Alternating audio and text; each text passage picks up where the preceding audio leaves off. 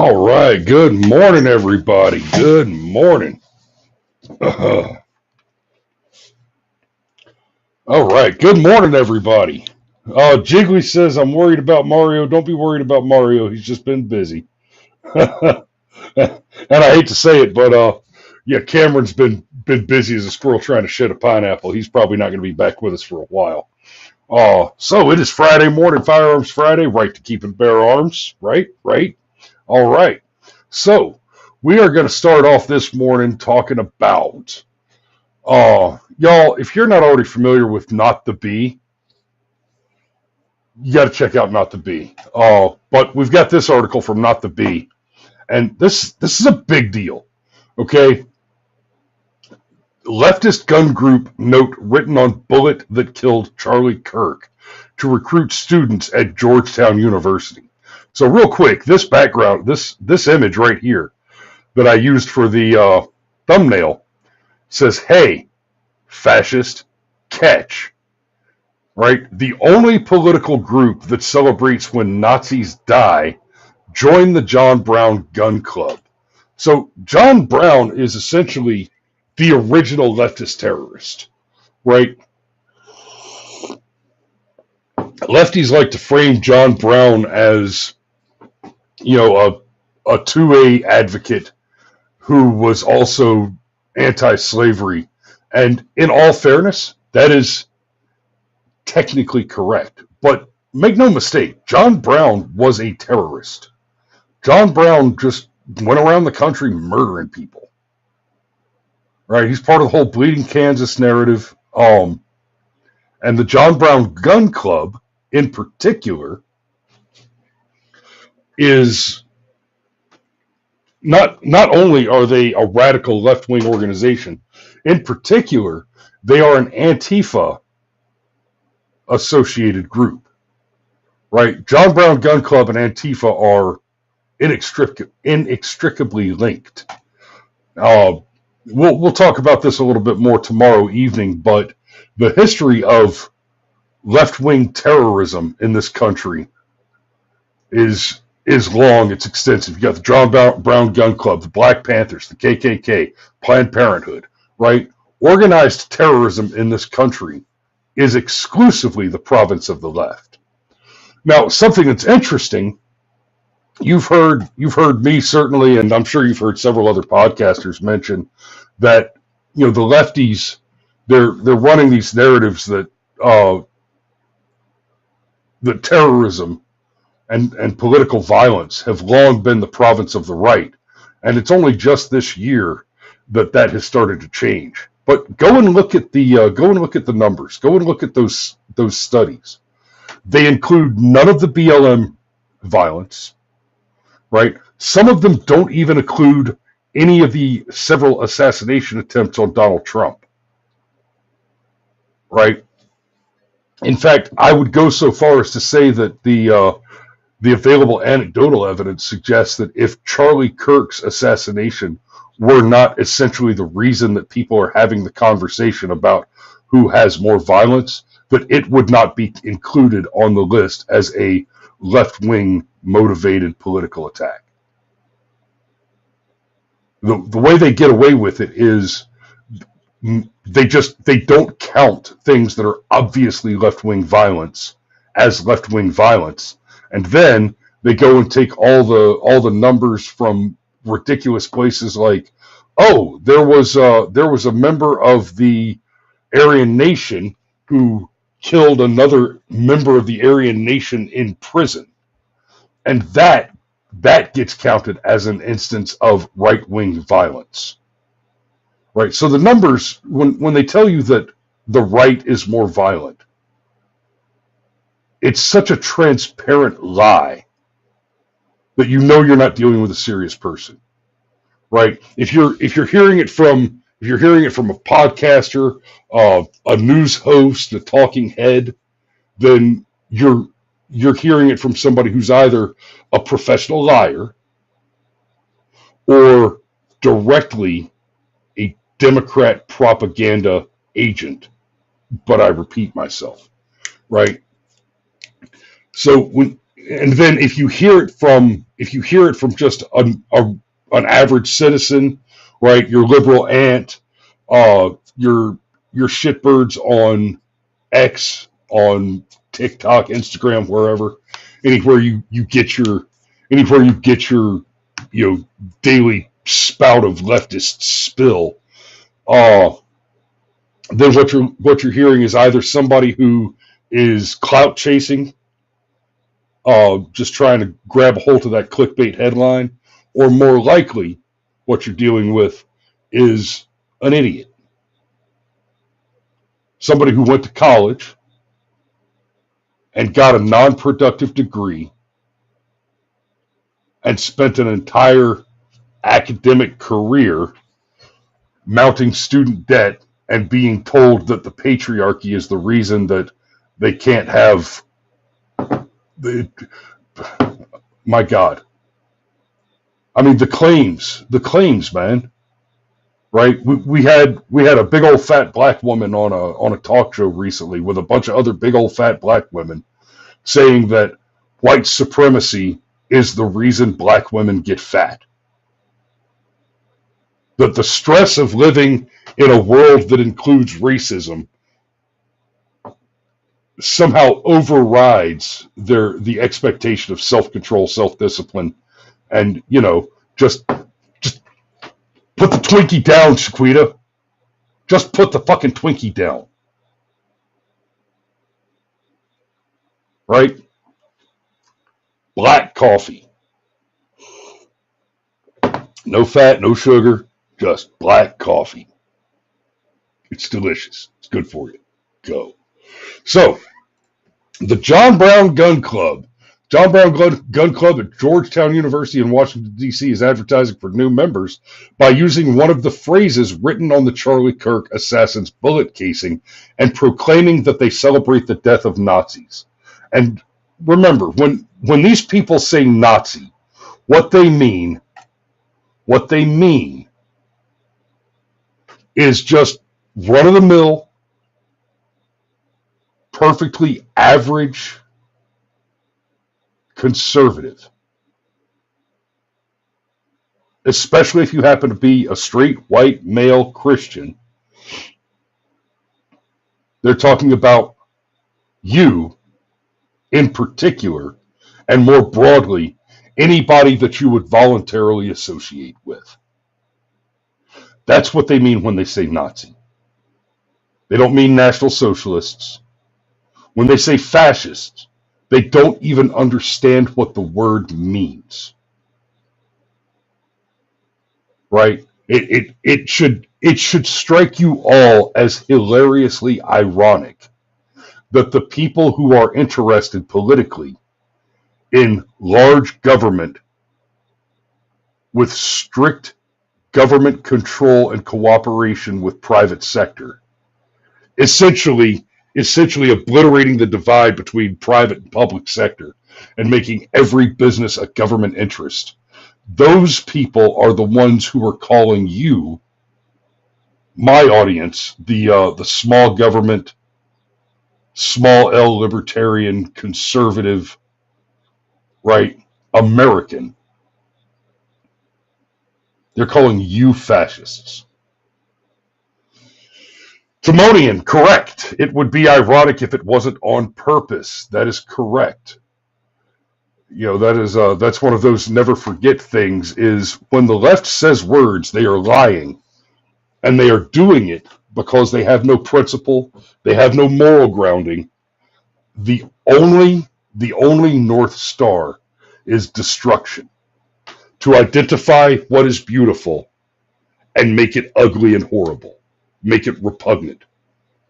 To identify what is attractive, the aesthetic that identifies the presence of the transcendental, of the transcendent, of God, and obliterate it.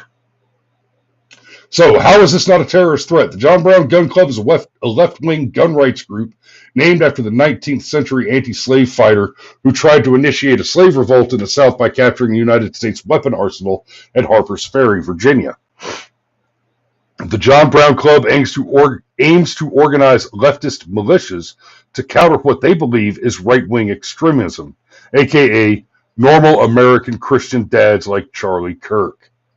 Right? Exactly. Normal American Christian dads like Charlie Kirk. If you have children, you are the enemy to these people. In fact, not to put too fine a point on it, but if you're happy, if you're relatively content and secure in your life, they hate you. If you guys aren't familiar with Andy No, he's definitely a good follow on X. And PM. He writes for the Post Millennial now, but Andy No has done some just absolutely brilliant investigative journalistic work on Antifa and various terror organizations, violent leftist organizations. Most, excuse me, most especially on Antifa. So this tweet.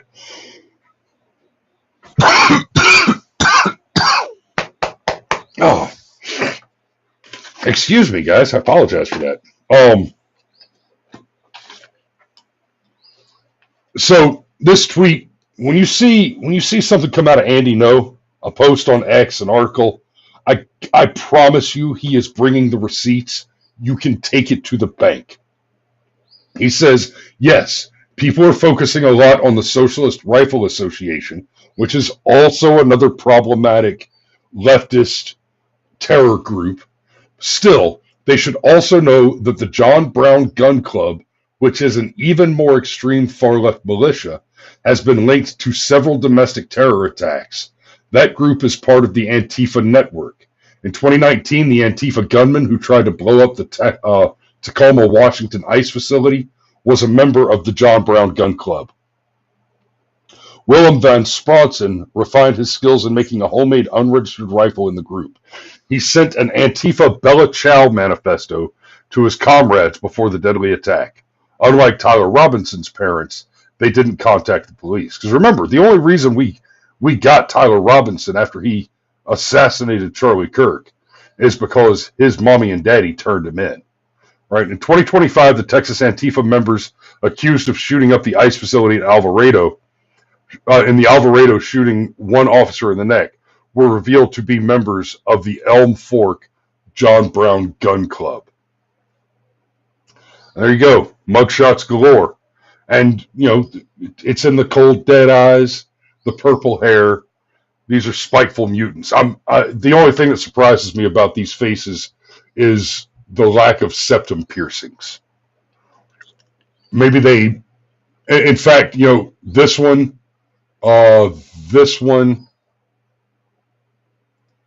and these two almost certainly were forced to remove their septum piercings after they were arrested.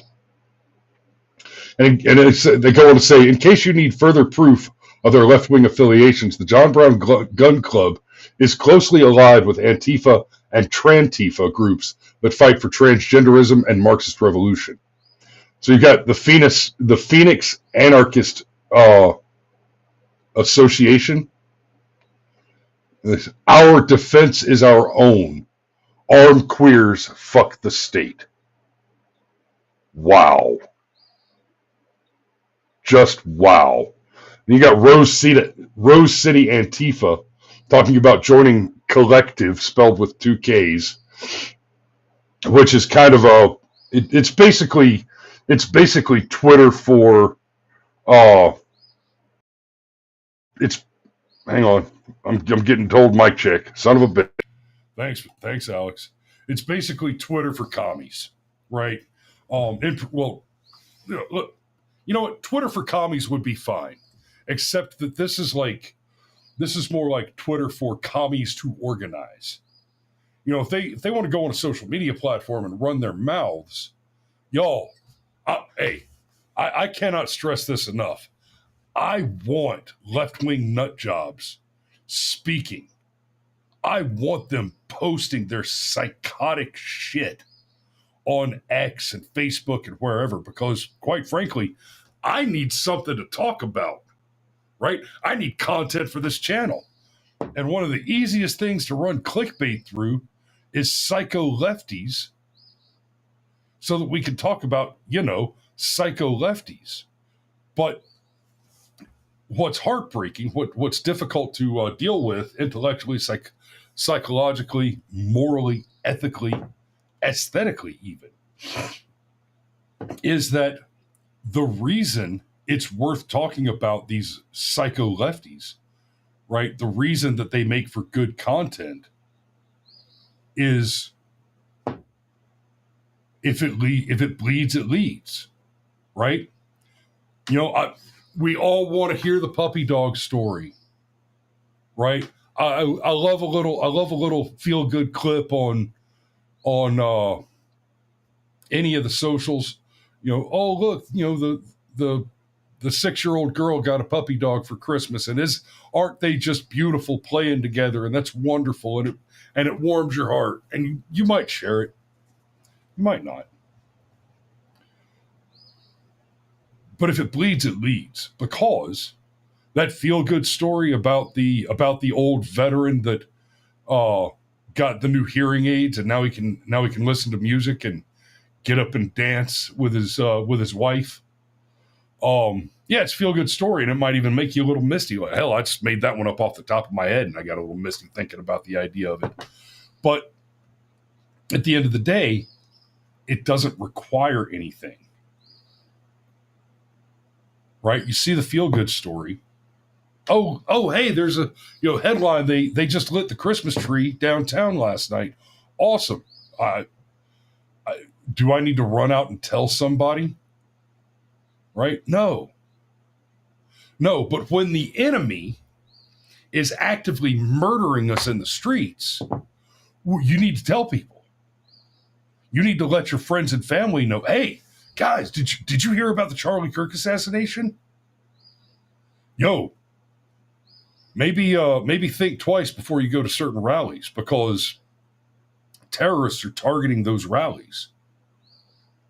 Right? I mean, I try to stay out of major metros for so many reasons. They smell bad. They're full of shitty people. They're expensive. The traffic's bad, et cetera, et cetera. But my list also includes security concerns like psycho lefties and love trucks. Right? I've been hit with enough vehicle-borne IEDs in my life that I'm not interested in any more motorcycle bombs in my daily routine. I've been there, done that, got the t-shirt. I literally got the t-shirt. It's got a big rooster on the back of it. It says America's throbbing of justice. One of my younger daughters wears it as a nightgown and doesn't understand the joke. But yeah, the reason we have the expression, if it bleeds, it leads, is when there's terrorists murdering people, when there's a hurricane coming into town, when there's an earthquake that happened where you have family that lives, right? When there's disaster, when there's tragedy, when there's a security concern, something that's going to cost you blood or treasure.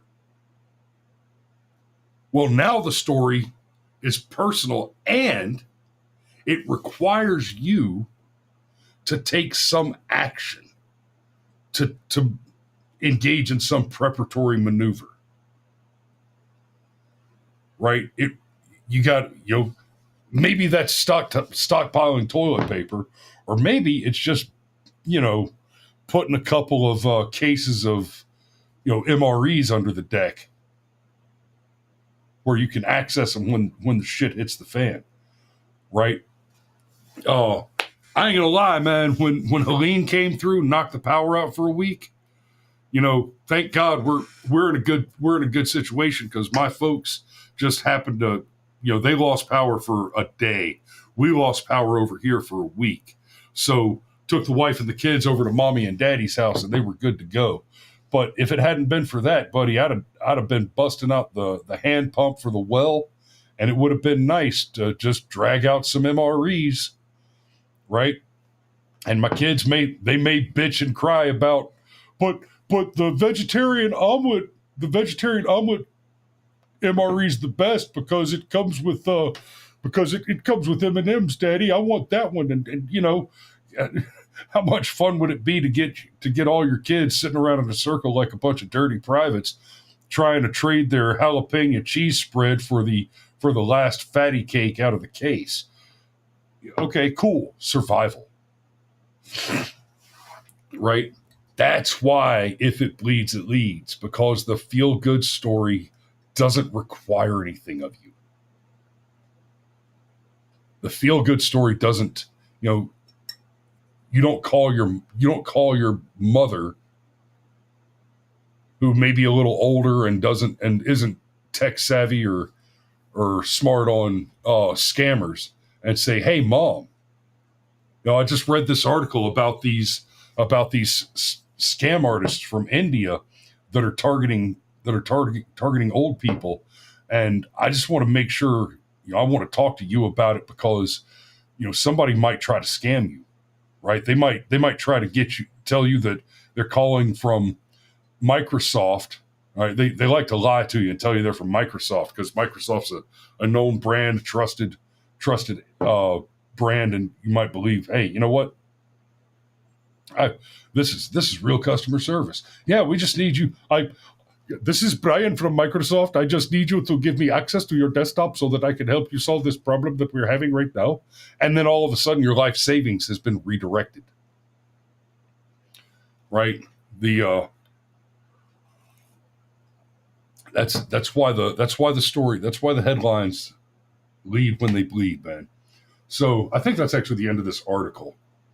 Yeah, they just finish it with absolutely disgusting. Oh, so that right there. And Megan says the boys say hi. Good morning, boys. How you doing? Good to see you. I'm glad you're watching. I'll try to keep the F-bombs to a minimum this morning. So in better news, let's go ahead and switch over. Hopefully, well, okay, before I switch over and get to the better news, hopefully, now that Antifa has been officially designated a domestic terror group, and I think that's going to develop rapidly, because the fact is, as I've detailed on the channel before, Antifa is not a domestic terror group. Antifa is one of the oldest international terror organizations. And that's very easy to prove. The receipts are not difficult to find. Antifa is an international terror group. The John Brown Gun Club is inextricably linked with Antifa today.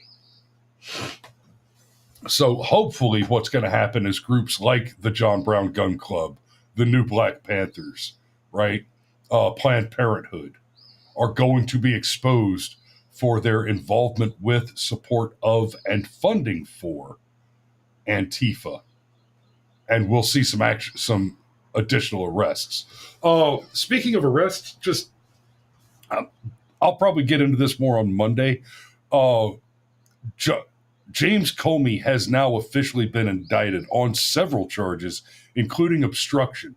Hopefully they also run him down on the whole 8647 thing, but Comey needs to get the book thrown at him. That you cannot be a high level political appointee who conducts open war against your administration and just go away without consequences. Right? The fact Donald Trump made some mistakes in his first term, and those mistakes began with not locking up Hillary Clinton. That was the first thing he got wrong. Hillary belonged in jail. At a minimum. At a minimum. I mean, under the law, we still execute people for treason, in theory. We haven't done it in 40 years, and that needs to change, right? Because treason needs to carry consequences, real consequences. That's a longer conversation, and we've had some pretty nuanced and complex conversations about the use of the death penalty in this country. The most reasonable concern with the use of the death penalty is whether or not you can trust the government. And my argument there has remained, if my government cannot be trusted with the power of the death penalty, then my government needs to be abolished, right? And form new government. Because when it becomes destructive to those ends of liberty and prosperity, then it is the duty of the people to abolish the government and form new government. So it feels good to see the Donald going after Antifa, going after Comey, going after the lawfare psychopaths, so that our government is doing what it's supposed to do, which is to enforce law, which it has failed to do for a very, very long time now. But speaking of law enforcement, guns, open carry begins in Florida, marking major change in state law. What that means for gun owners. This is from CBS News, believe it or not. And as of yesterday,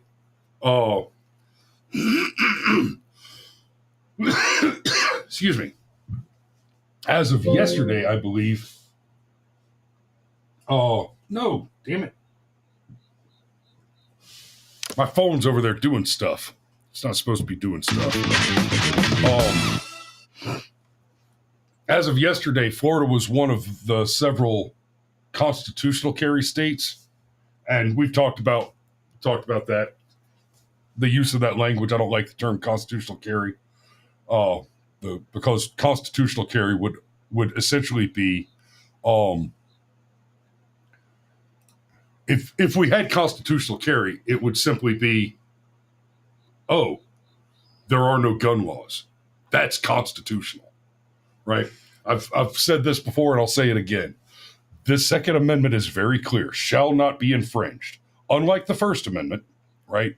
The First Amendment protects us from the government interfering with our right to speech, assembly, the petition for redress of grievances, the press, the publication, right?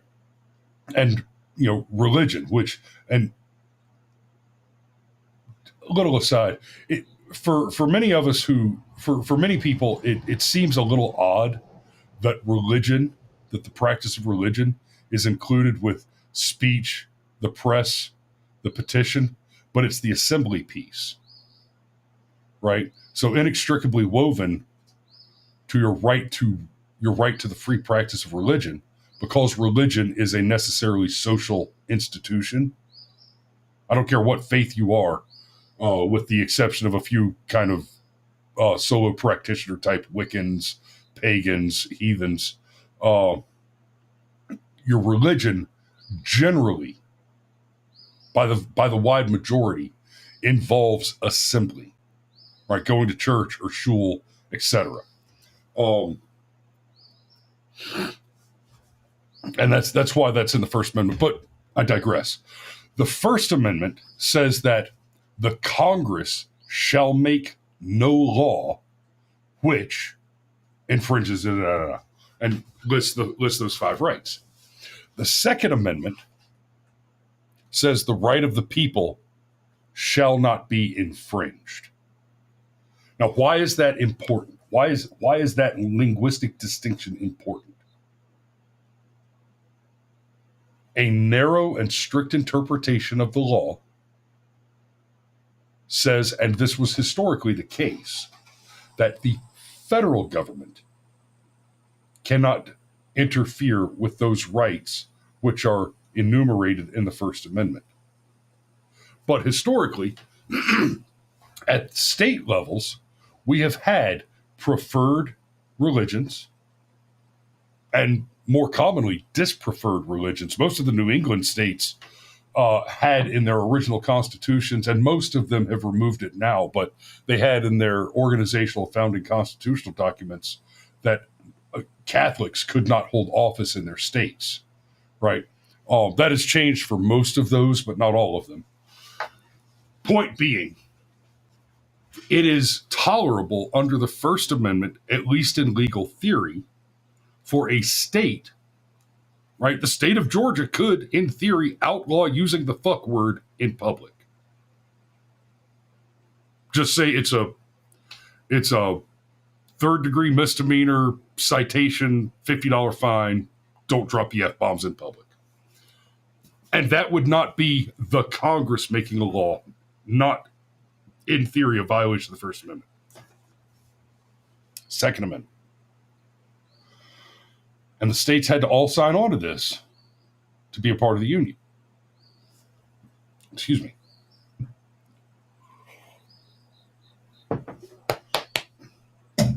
Having a little bout of hiccups here. The Second Amendment says shall not be infringed, which is to say that any law, right, that word infringe, because of its use, because of the use of that word in the Second Amendment, people tend to conflate that word infringe as a sort of synonym for obstruct, restrict, repress. It's not. Infringe does not mean to block or bar. It does not mean to stop or restrict. The word infringe means to place adjacent to or attached to. Right? If you've got tassels hanging off your Indian style cowboy leather jacket, that is fringe. Right? If you're not part of the mainstream political opinion, you are fringe. Right? You are adjacent to. You are nearby. You're thereto attached or adhered, right? What the Second Amendment says, what it means, that the right to keep and bear arms shall not be infringed, is that no function of the government shall have any relational concept attached to or adjacent to the right to keep and bear arms.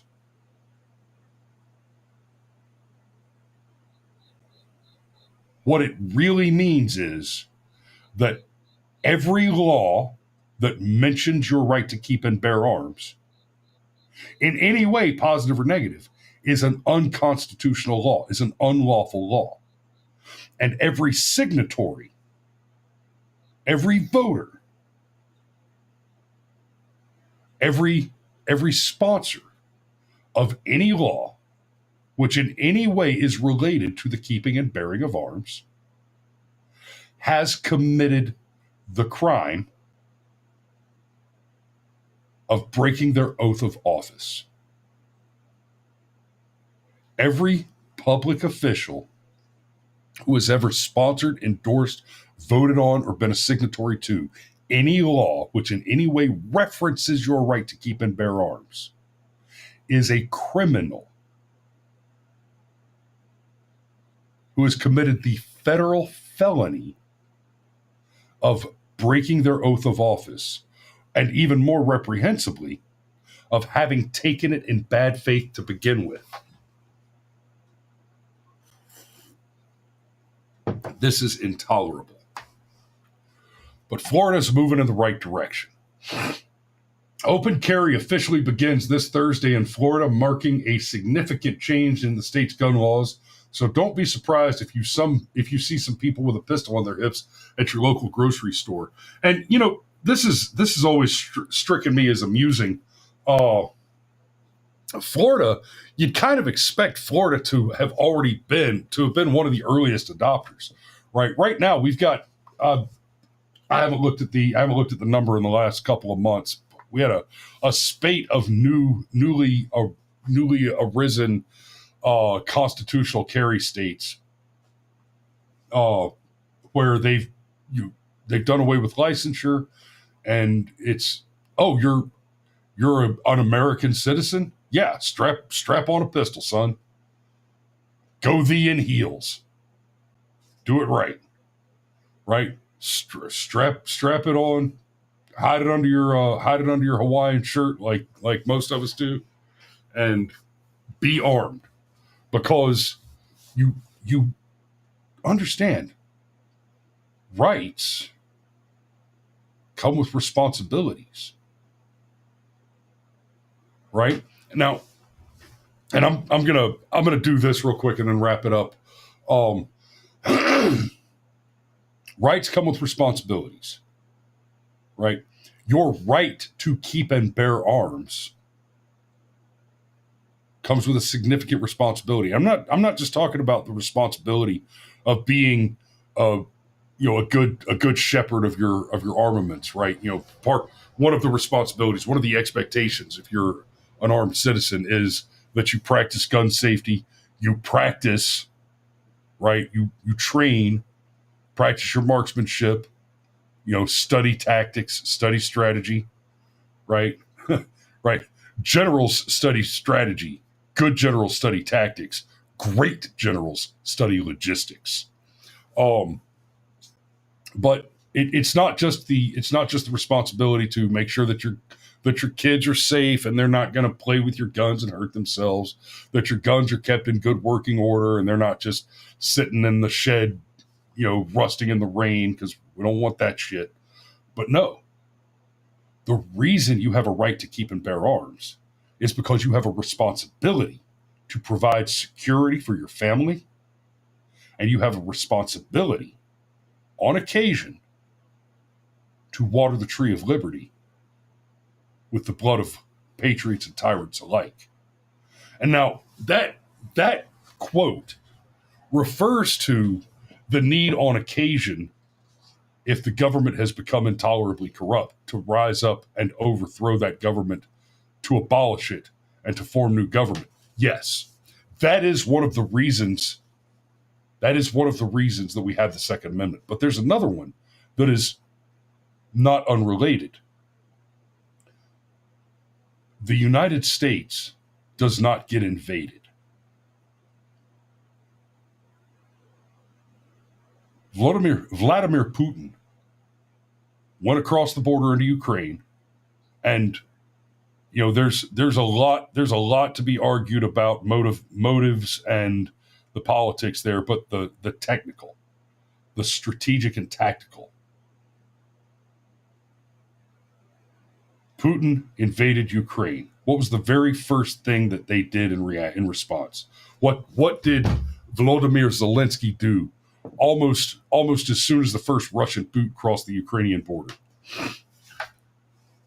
They started a program to arm the citizens, to hand rifles to your average Ukrainian citizen, not to draft them, not to conscript or enlist them. Just, here's a gun, get to work. Here's a gun, go kill a Russian, right? That's where Ukraine started in that war. We don't have that problem here. And, I'm sure you've heard your redneck buddies kind of crack jokes about it.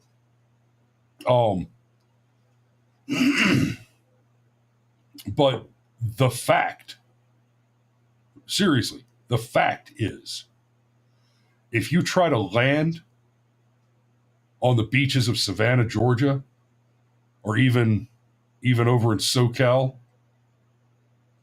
you try to land on an American beach, buddy, the army won't get there fast enough to kill you. Right? If say a blue water navy sends, from China, tries to land Zodiacs full of Chinese Marines on the beach in Tybee Island, And buddy, you're going to see a whole lot of flip-flops and shotguns solve that problem before the National Guard can even pull their pants on.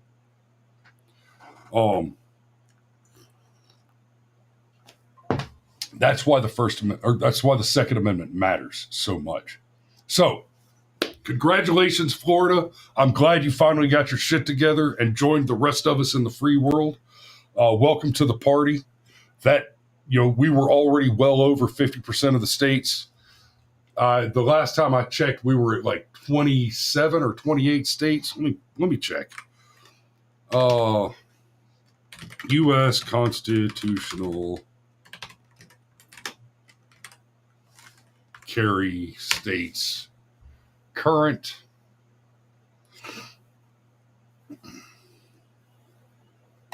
I think USCCA has the list. Yep, it says we're at 29, and that includes Florida. Yeah, so we're at 29 states.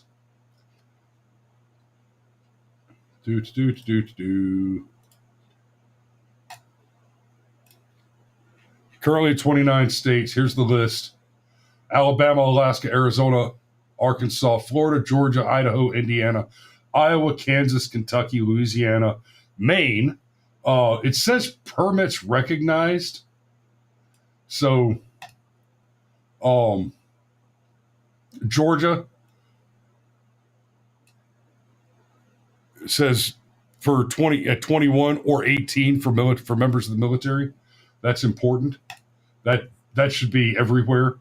Idaho, Indiana, Iowa, Kansas, Kentucky, Louisiana, Maine, Mississippi, Missouri, Montana, Nebraska, New Hampshire, North Dakota, Ohio, Oklahoma, South Carolina, South Dakota, Tennessee, Texas, Utah, Vermont, West Virginia, and Wyoming.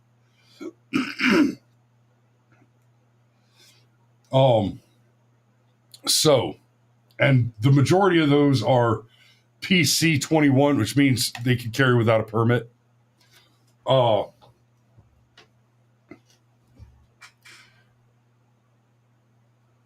Hang on. Oh, that's okay. That's something. Oh, yeah. There's the map, right? So you've got permitless carry in more than half of all the states, right? Permit required in all of your usual communist holdouts, and permitless carry for residents only in North Dakota, which is some insulary weirdo bullshit there. But Florida, welcome to the party. Glad to have you. Hats off to you, Florida man. Maybe you can have an easier time with them Gators you've been wrestling, and we're proud of you. Thanks for joining the party. Safety brief, y'all. Large crowds are not the place to be right now, and nowhere is the place to be unarmed right now. Keep calm, carry one, and keep your head on a swivel. Right? And I'm not just talking about, if you want to go to something like a Charlie Kirk rally, right? Because there's a lot of us that are standing those up in smaller capacities now to try and fill the gap that Charlie left. If you find yourself at one of those, keep your head on a swivel. And I'm not just talking about looking for assassins trying to murder the speaker, right? You see that nut with the septum piercing has a big gulp in their hand, and they make the move like they're going to try and throw that thing at the stage. It like Crowder said, it might be strawberry, banana, vanilla, chocolate, concrete, or battery acid. Right? And concrete and battery acid in a milkshake cup, in a styrofoam cup with a straw sticking out of it. That is a favorite tactic of the lefties. They've used it a lot. Right? That may not be the guy that you need to draw on and put him down, but he could probably do to have that shoulder in a sling for a while. Stop him. Stop him hard. Don't let psychos murder your friends, your family, and the public speakers, your preachers, your candidates. Don't let them murder our people. That's your safety brief. Keep your head on a swivel. Thanks for watching this week, guys. Tomorrow night we'll have the usual deep dive at 2100. First 10 minutes is free everywhere. Go ahead and sign up for Rumble. Get your free account with rumble.com if you don't already have one, and watch live for a chance to win a free month of premium membership. And we will see you. Holy shit, Ross Reynolds. Wow. Ross, you need to get over to Rumble, win you a free membership, and watch the deep dive tomorrow night. I kind of hate that you tuned in late, brother, because you'll have to go back and watch the rest of it. Give me a call sometime. Y'all be safe out there. We love you, and we'll see you tomorrow. Oh, by the way, I'm assuming that this is a particular Ross Reynolds. If you don't happen to be my cousin Ross, then it doesn't matter when the last time I heard from you was. But there is a Ross who has my number, and he's welcome to give me a call. Y'all be safe. We'll see you tomorrow.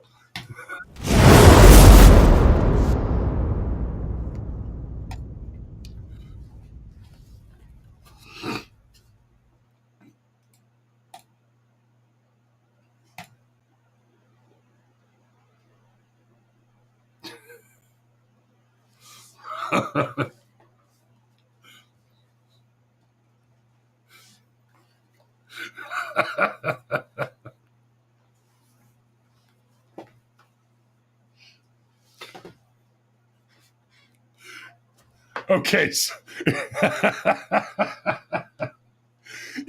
So yeah, Ross, definitely give me a call if you still got my number, or you can shoot me a DM on X or Facebook, and I'll look for it. We can get in touch with each other. Y'all be safe, guys.